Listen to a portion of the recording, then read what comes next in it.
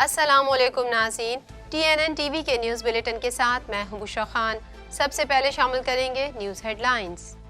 عمران خان فوج کے درمیان مصالحت میں ناکامی کے متعدد وجوہات تھیں۔ صدر مملکت عارف الوی کا کہنا ہے کہ افغان مہاجرین کی واپسی کے فیصلے پر وہی فورم نظر ثانی کرے گا جہاں فیصلہ ہوا تھا۔ شفاف اور قابل اعتماد الیکشن کے لیے تمام جماعتوں کو لیول پلینگ فیلڈ ملنا ضروری ہے۔ عازمین حج کے لیے خوشخبری، رواں سال حج پیکیج میں بڑی کمی۔ نگراں وزیر مذہبی امور انیک احمد کا کہنا ہے کہ اس سال حج گزشتہ سال سے 1 لاکھ روپے سستا ہوگا، وقت سے قبل انتظامات کر رہے ہیں۔ انجلینا جولی کے بیان پر ترجمان دفتر خارجہ کا رد عمل، ممتاز زہرا بلوچ کا کہنا تھا کہ پاکستان غیر قانونی طور مقیم افراد سے متعلق کارروائی کر رہا ہے۔ اسرائیل کے غزہ کے اسپتال پر حملے انسانی و جنگی قوانین کی خلاف ورزی ہیں۔ پاکستان کو بچانے کے لیے جو بھی کرنا پڑے کرتے آئے ہیں، کرتے رہیں گے۔ نواز شریف کا کہنا ہے کہ ہماری پالیسی جاری رہتی تو ڈالر آج 40 یا 50 روپے کا ہوتا۔ معیشت کے فیصلے دلیری اور بہادری کے ساتھ کرنے ہوں گے۔ پاکستان اور IMF کے درمیان 70 کروڑ ڈالر کی قسط کے لیے معاہدہ طے پا گیا۔ IMF کا کہنا ہے کہ پاکستان نے تمام معاشی اہداف حاصل کر لیے ہیں، آئندہ چند ماہ میں مہنگائی میں کمی کا امکان ہے۔ غزہ جنگ، ٹروڈو اور نتن یاہو سوشل میڈیا پر آمنے سامنے۔ جسٹن ٹروڈو کا نتن یاہو سے غزہ میں فوجی آپریشن روکنے کا مطالبہ، جنگ بندی کرو، شرم کرو۔ کینیڈین وزیر اعظم کو فلسطین کے حامی مظاہرین نے گھیر لیا۔ سکھ رہنما کے قتل کا معاملہ، کینیڈین وزیر تجارت کا کہنا ہے کہ تحقیقات میں تعاون کے بغیر بھارت سے مذاکرات نہیں ہوں گے۔ بھارت کینیڈا کے سامنے جھک گیا، سکھ رہنما کے قتل کی تحقیقات پر آمادہ۔ کینیڈین وزیر اعظم کا ایپیک اجلاس میں شرکت کے لیے امریکہ کا دورہ، کیلیفورنیا کے گورنر سے ملاقات، امریکی صدر جو بائیڈن کی جانب سے دیے گئے استقبالیے میں شرکت۔ اسرائیل کی غزہ میں مسجد پر بمباری، 50 نمازی شہید، 14 کی تعداد 11,500 سے متجاوز۔ اسرائیل نے سلامتی کونسل کا غزہ جنگ میں وقفے کا مطالبہ مسترد کر دیا۔ امریکی اور چینی صدور کے درمیان ملاقات، باہمی دلچسپی کے مختلف امور پر تبادلہ خیال۔ جو بائیڈن نے کہا کہ تناؤ کو تصادم کی طرف نہیں جانا چاہیے۔ چینی صدر کا کہنا تھا کہ سپر پاورز کے لیے ایک دوسرے سے منہ موڑنا کوئی آپشن نہیں ہے۔ ہیڈ لائنز آپ نے جانی، اور اب شامل کرتے ہیں خبروں کی تفصیل۔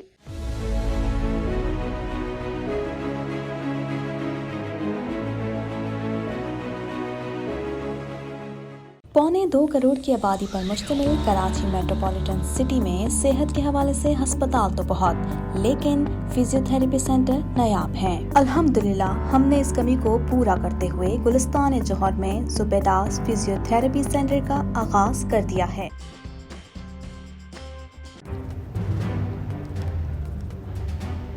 Islamic Finance TV, the only TV channel of the fastest growing Islamic economy in the world and the prime mover of Islamic finance news. Follow us on our social media handles and watch our reports and educational program at www.islamicfinancetv.com. For advertisement, please contact us at islamicfinancetv@gmail.com.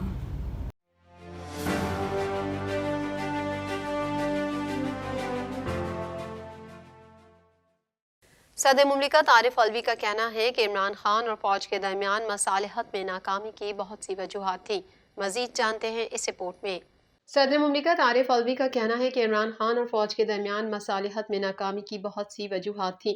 امریکی نشریاتی ادارے کو دیے گئے interview میں صدر عارف الوی نے کہا کہ عمران خان اور فوج کے درمیان مصالحت نہ ہونے کی بہت سی وجوہات تھیں جن کی تفصیل میں نہیں جانا چاہتا۔ چیئرمین PTI کے خلاف مقدمات عدالت میں زیر سماعت ہیں اور بحیثیت صدر عدلیہ پر یقین رکھتا ہوں۔ صدر مملکت کا مزید کہنا تھا کہ شفاف اور قابل اعتماد الیکشن کے لیے ضروری ہے کہ تمام سیاسی جماعتوں کو لیول پلینگ فیلڈ ملے۔ نواز شریف یا جو بھی منتخب ہو کر آئے گا، عہدے کے تقاضے کے مطابق اس سے حلف لینے کی ذمہ داری پوری کروں گا۔ صدر عارف الوی نے کہا کہ وزیر اعظم سے زیادہ تر سرکاری امور کے سلسلے میں ہی رابطہ ہوتا ہے۔ عمران خان وزیر اعظم تھے تو ان سے بھی ذاتی معاملات پر کم بات ہوتی تھی۔ صدر عارف الوی نے کہا کہ افغان مہاجرین کی واپسی کے فیصلے پر دنیا اور افغان حکومت سے بات چیت کے نتیجے میں نظر ثانی ہو سکتی ہے، تاہم یہ فیصلہ وہ فورم ہی کرے گا جہاں اس کا فیصلہ ہوا تھا۔ الیکشن سے قبل کنگز پارٹی سے متعلق باتوں پر صدر الوی نے کہا کہ اس بارے میں بات نہیں کروں گا کیونکہ اس سے صدر کا منصب متنازع ہو جائے گا۔ تشدد کی سیاست پر یقین نہیں رکھتا۔ 9 مئی کے واقعات کی مذمت کی ہے، تاہم حکومتوں کو بھی سوچنا چاہیے کہ ایسے حالات پیدا نہ ہوں کہ احتجاج پر تشدد ہو جائے۔ نگراں وزیر مذہبی امور انیق احمد نے حج پالیسی کا اعلان کرتے ہوئے بتایا کہ گزشتہ سال حج اخراجات 11,75,000 تھے، ہم اس بار حج پیکیج 10,75,000 روپے کا دے رہے ہیں۔ مزید تفصیلات اس رپورٹ میں۔ رواں سال حج کے لیے جانے والے عازمین حج کے لیے حج پیکیج میں بڑی کمی کا اعلان کیا گیا ہے۔ نگراں وزیر مذہبی امور انیق احمد نے حج پالیسی کا اعلان کرتے ہوئے بتایا کہ گزشتہ سال حج اخراجات 11,75,000 تھے، ہم اس بار حج پیکیج 10,75,000 روپے کا دے رہے ہیں۔ تفصیلات کے مطابق نگراں وزیر مذہبی امور انیق احمد نے بتایا کہ حج پالیسی کی کابینہ نے منظوری دے دی ہے۔ کبھی ایسا نہیں ہوا کہ آنے والا حج گزشتہ حج سے سستا ہوا ہو، تاہم اس سال حج گزشتہ سال سے 1,00,000 روپے سستا ہوگا۔ نگراں وزیر مذہبی امور نے کہا کہ اس سال حج ڈیجیٹائز ہوگا، تمام 90,000 حجاج کو QR کوڈ والا سوٹ کیس دیا جائے گا۔ اس QR کوڈ میں حاجی کی تمام تفصیلات ہوں گی، جس سے حاجی گم نہیں ہو سکے گا۔ وقت سے قبل انتظامات کر رہے ہیں، تقریباً تمام ضروری کام مکمل کر لیا گیا ہے۔ ایئر لائن سے بھی ریلیف لینے کی کوشش کر رہے ہیں، اگر ایئر ٹکٹ کے حوالے سے ریلیف ملا تو حجاج کے اکاؤنٹ میں رقم ڈال دی جائے گی۔ نگراں مذہبی وزیر نے کہا کہ ایک ایپ حاجی کے موبائل میں ہوگی جو حاجی کی رہنمائی کرے گا۔ انٹرنیٹ کام نہ کرے تب بھی یہ ایپ کام کرے گی۔ عازمین کو سم کے ساتھ 7 GB کا ڈیٹا بھی دیا جائے گا۔ نگراں وزیر مذہبی امور انیق احمد نے بتایا کہ آپ کی ثواب دید ہے کہ 2 یا 3 بیڈ روم کا کمرہ لیں گے۔ اگر 2، 4 یا 6 افراد ایک کمرے میں رہنا چاہیں تو حکومت انہیں یہ سہولت بھی فراہم کرے گی۔ انہوں نے بتایا کہ مدینے میں عام طور پر 8 دن کا قیام ہوتا ہے، یہ بھی حاجی کی ثواب دید پر چھوڑا ہے۔ 8 کی جگہ 4 دن مدینے میں رہنا چاہتے ہیں تو یہ بھی ریلیف دیں گے۔ دن کم کرنے سے حاجی کا پیکیج مزید کم ہو جائے گا۔ انہوں نے مزید بتایا کہ روڈ ٹو مکہ پروجیکٹ میں اب کراچی بھی شامل کر دیا ہے، لاہور کو بھی روڈ ٹو مکہ پروجیکٹ میں شامل کرنے پر کام ہو رہا ہے۔ انیق احمد نے بتایا کہ ایک شارٹ حج کے لیے بھی پیکیج دے رہے ہیں۔ سعودی حکومت نے 1,79,210 کا کوٹا دیا ہے۔ ہم نے اسپانسرشپ پر کچھ سیٹیں ایلوکیٹ کی ہیں، جس میں 50% نجی کوٹا ہے۔ نگراں وزیر مذہبی امور انیق احمد نے مزید کہا کہ کسی حاجی کو کوئی کمپلین ہو تو فوراً ہمیں بتائے گا، اس مرتبہ کچھ نئی چیزیں سامنے آ رہی ہیں۔ اینجلینا جولی کی افغان مہاجرین کی واپسی کے بیان پر ترجمان دفتر خارجہ نے رد عمل جاری کیا ہے۔ مزید احوال اس رپورٹ میں۔ اینجلینا جولی کی افغان مہاجرین کی واپسی کے بیان پر ترجمان دفتر خارجہ نے رد عمل جاری کیا ہے۔ عالمی شہرت یافتہ بالی ووڈ اداکارہ اور انسانی حقوق کی سرگرم کارکن اینجلینا جولی نے پاکستان سے افغان مہاجرین کی بڑے پیمانے پر بے دخلی پر اپنی گہری تشویش اور غم کا اظہار کرتے ہوئے حکومت پاکستان کے فیصلوں پر تنقید کی تھی۔ تفصیلات کے مطابق نیوز بریفنگ میں ترجمان دفتر خارجہ ممتاز زہرا بلوچ نے UNHCR کی سابق سفیر اینجلینا جولی کے بیان پر کہا کہ ایسے بیانات غلط فہمی کی بنیاد پر دیے جا رہے ہیں۔ پاکستان غیر قانونی طور پر مقیم افراد سے متعلق کارروائی کر رہا ہے۔ نیوز بریفنگ میں ترجمان دفتر خارجہ ممتاز زہرا بلوچ نے بتایا کہ نگراں وزیر اعظم نے OIC عرب لیگ مشترکہ اجلاس میں 11 نومبر کو شرکت کی، جہاں انہوں نے اسرائیلی بربریت اور جارحیت کی شدید مذمت کی ہے۔ اسرائیل کے غزہ کے اسپتال پر حملے انسانی و جنگی قوانین کی خلاف ورزی ہیں۔ ترجمان دفتر خارجہ نے بریفنگ میں بتایا کہ عالمی برادری سے مطالبہ کرتے ہیں غزہ میں اسپتالوں پر اسرائیلی حملوں کا نوٹس لے۔ عالمی برادری انسانی حقوق کی خلاف ورزیوں پر اسرائیل کو ذمہ دار ٹھہرائے۔ ترجمان نے بتایا کہ نگراں وزیر اعظم نے غزہ میں فوری جنگ بندی کا مطالبہ کیا اور فلسطینی عوام سے اظہار یکجہتی کیا۔ انہوں نے اجلاس میں اقوام متحدہ کی قراردادوں کے مطابق مسئلہ فلسطین کے حل پر زور دیا۔ ترجمان دفتر خارجہ کے مطابق بھارت مقبوضہ کشمیر میں زمینوں پر قبضے میں مصروف ہے۔ بھارت نے پلوامہ میں انسانی حقوق کے محافظین کی زمینیں قبضے میں لیں۔ پاکستان مسئلہ کشمیر کے حل کے لیے کشمیریوں کی حمایت جاری رکھے گا۔ مسلم لیگ نون کے قائد سابق وزیر اعظم میاں محمد نواز شریف کا کہنا ہے کہ پاکستان کو بچانے کے لیے جو بھی کرنا پڑا کرتے آئے ہیں۔ مزید جانتے ہیں اس رپورٹ میں۔ مسلم لیگ نون کے قائد سابق وزیر اعظم میاں محمد نواز شریف کا کہنا ہے کہ پاکستان کو بچانے کے لیے جو بھی کرنا پڑا کرتے آئے ہیں، کرتے رہیں گے۔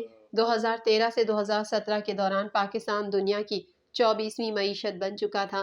ہم نے 4 سال ڈالر کو 104 پر باندھ کر رکھا۔ ہمارے دور کی ترقی اور پالیسی جاری رہتی تو ڈالر آج 40 یا 50 روپے کا ہوتا۔ مسلم لیگ نون کے قائد نواز شریف نے لاہور چیمبر کے عہدیداروں سے خطاب کرتے ہوئے کہا کہ آج سب سے سستی کرنسی پاکستان کی ہے۔ پاکستان کی کرنسی کو مٹی میں ملا دیا گیا۔ اتنی مہنگائی میں عوام کیسے زندہ رہیں گے، کاروبار کیسے چلے گا؟ ان کا کہنا تھا کہ 2022 میں حکومت میں آنے پر تیار نہیں تھے، پر ڈیفالٹ سے پاکستان کو بچانا ضروری تھا۔ شہباز شریف صاحب کے مستعفی ہونے کی تقریر تیار تھی۔ مسلم لیگ نون کے قائد نے کہا کہ قوم کو جھوٹے خواب دکھانے کا سلسلہ بند کرنا ہوگا۔ 2013 میں بھی پاکستان کو گرے لسٹ سے نکالا تھا۔ ہم ملک کو ترقی دیتے ہیں، جلا وطنی اور قید بھی کاٹتے ہیں۔ انہوں نے کہا کہ پاکستان کو بچانے کے لیے جو بھی کرنا پڑے کرتے آئے ہیں، کرتے رہیں گے۔ معیشت کے فیصلے دلیری اور بہادری کے ساتھ کرنے ہوں گے۔ عوام کو ریلیف دینا ہوگا۔ گھریلو صارفین کے لیے بجلی سستی کرنی پڑے گی۔ ان کے ساتھ ظلم ہو رہا ہے۔ نواز شریف نے کہا کہ ہم نے دھمکیوں کے سامنے جھکنے سے انکار کر دیا، پاکستان کے مفاد کے لیے بے خوف ہو کر آگے بڑھنے کا فیصلہ کیا۔ بات پاکستان کی ہو تو ہم فیصلوں کے ذاتی مفاد پر نقصان کی پرواہ کبھی نہیں کرتے۔ یہی ہم میں اور دوسروں میں فرق ہے۔ نواز شریف کا کہنا تھا کہ ہیلتھ کارڈ دیا تھا، غریب کا علاج ریاست کی ذمہ داری ہے۔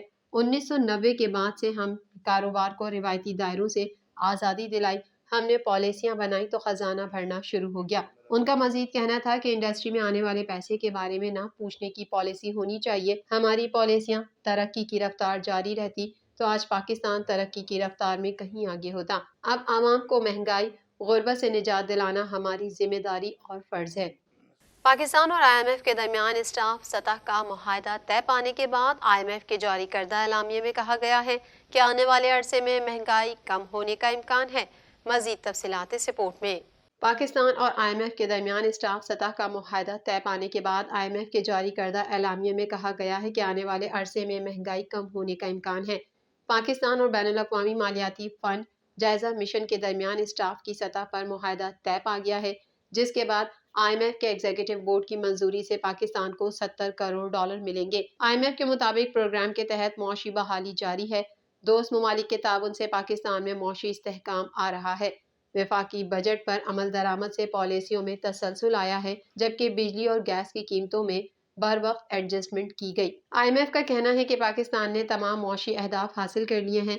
آئندہ چند ماہ میں مہنگائی میں کمی کا امکان ہے۔ مارکیٹ بنیاد پر ایکسچینج ریٹ پر عمل جاری رکھنے اور سرمایہ کاری اور روزگار کے مواقع پیدا کرنے کے لیے اصلاحات کا بھی وعدہ کیا گیا ہے، جبکہ ایکسچینج مارکیٹ پر دباؤ کم ہو رہا ہے۔ آئی ایم ایف کا کہنا ہے کہ پاکستان نے حکومتی اداروں میں بھی اصلاحات کا وعدہ کیا ہے۔ پاکستان نے سماجی مدد کے پروگرام بہتر کرنے کا بھی وعدہ کیا۔ پاکستان نے جولائی 2023 سے زیر التوا پاور ٹیرف ایڈجسٹمنٹ کو لاگو کیا۔ آئی ایم ایف اعلامیے کے مطابق طویل عرصے کے بعد 1 نومبر 2023 سے گیس کی قیمتوں میں اضافہ کیا گیا۔ پاکستان نے روپے کی قدر کو متاثر کرنے کے لیے انتظامی اقدامات سے باز رہنے کی یقین دہانی کروا دی۔ اعلامیے کے مطابق مہنگائی کو اپنے ہدف تک کم کرنے کے لیے فعال مانیٹری پالیسی کی ضرورت ہے۔ $70 کروڑ مزید ملنے سے آئی ایم ایف کی جانب سے پاکستان کو جاری کردہ رقم $1.9 ارب ہو جائے گی۔ واضح رہے کہ پاکستان اور آئی ایم ایف کے درمیان $3 ارب کا اسٹینڈ بائی معاہدہ طے پایا تھا۔ آئی ایم ایف نے علاقائی تنازعات، اشیاء کی قیمتوں میں اضافہ، عالمی سخت مالی حالات کو خطرات قرار دیا ہے۔ اسٹینڈ بائی ارینجمنٹ کے تحت متوازن معاشی گروتھ ترجیحات ہیں۔ آئی ایم ایف کا کہنا ہے کہ پاکستانی حکام جی ڈی پی کے 0.4% کے مساوی پرائمری سرپلس کا ہدف حاصل کرنے کے لیے پرعزم ہے اور ریونیو بڑھانے کے لیے ہنگامی اقدامات بھی لیے جا سکتے ہیں۔ آئی ایم ایف نے گورننس اور سرکاری اداروں میں اصلاحات جاری رکھنے پر زور دیا ہے اور ایس آئی ایف سی کے آپریشنز اور اثاثوں کی مینجمنٹ میں شفافیت کا مطالبہ کیا ہے، کیونکہ بجلی اور گیس سیکٹر میں گردشی قرضہ جی ڈی پی کے 4% سے بھی بڑھ گیا ہے۔ آئی ایم ایف کا کہنا ہے کہ ان حالات میں فوری ٹھوس اقدامات ناگزیر قرار ہیں۔ مزید خبریں بھی بلیٹن کا حصہ ہوں گی اس بریک کے بعد۔